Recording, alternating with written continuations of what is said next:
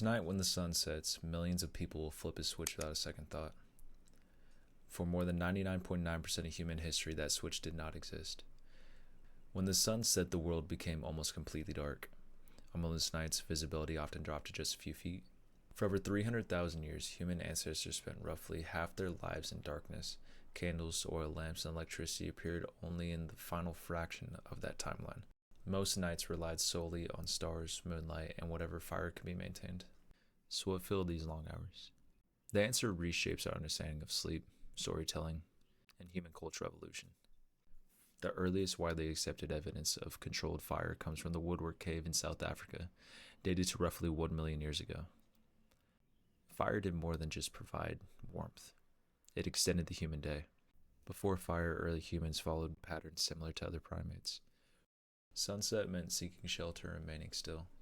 Movement and darkness sharply increased predation risk. Predators such as leopards, hyenas, and wolves possess far superior night vision. A campfire created a relatively safe zone. Studies of modern hunter-gatherer groups show that leaving the fire after dark substantially increases danger. Fire granted humanity something unprecedented: extra working hours.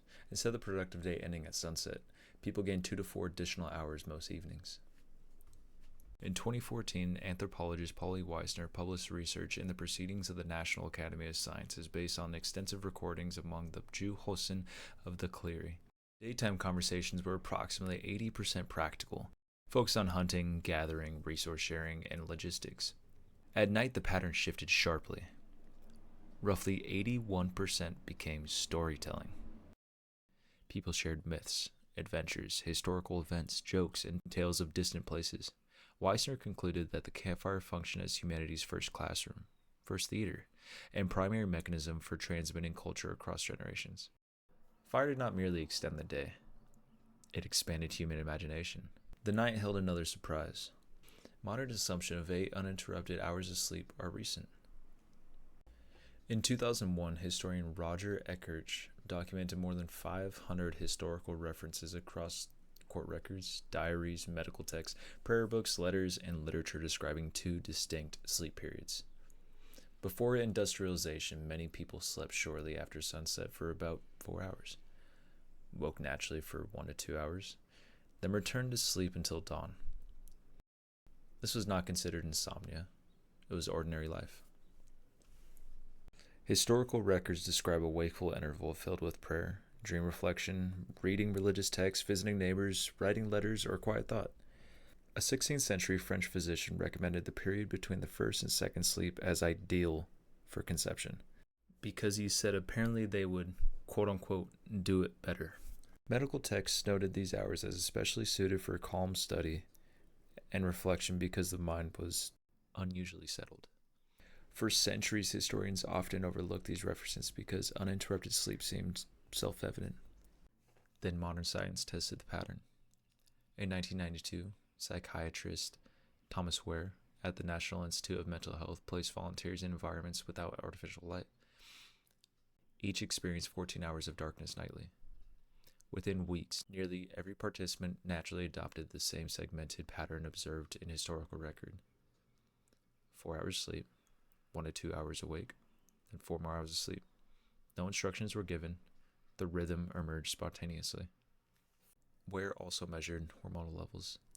During the wakeful interval, participants showed elevated prolactin, the hormone linked to calm, relaxation, and deep rest. They consistently described feeling peaceful, reflective, and meditative. The interval was not merely wakefulness. So what changed? Artificial light. Beginning in the 17th century, cities such as Paris introduced streetlights. London followed. Candles became cheaper. Gas lamps spread in the 19th century. Electric lighting then rapidly transformed the industrial world. Within a few generations, nighttime changed more dramatically than it had in hundreds of thousands of years. Even the word curfew preserves its history. It derives from the French word couvre-feu, meaning cover the fire. City bells signaled residents to extinguish household fires each evening, not because they thought the whole city was going to burn down, but because they thought that night was meant to be dark.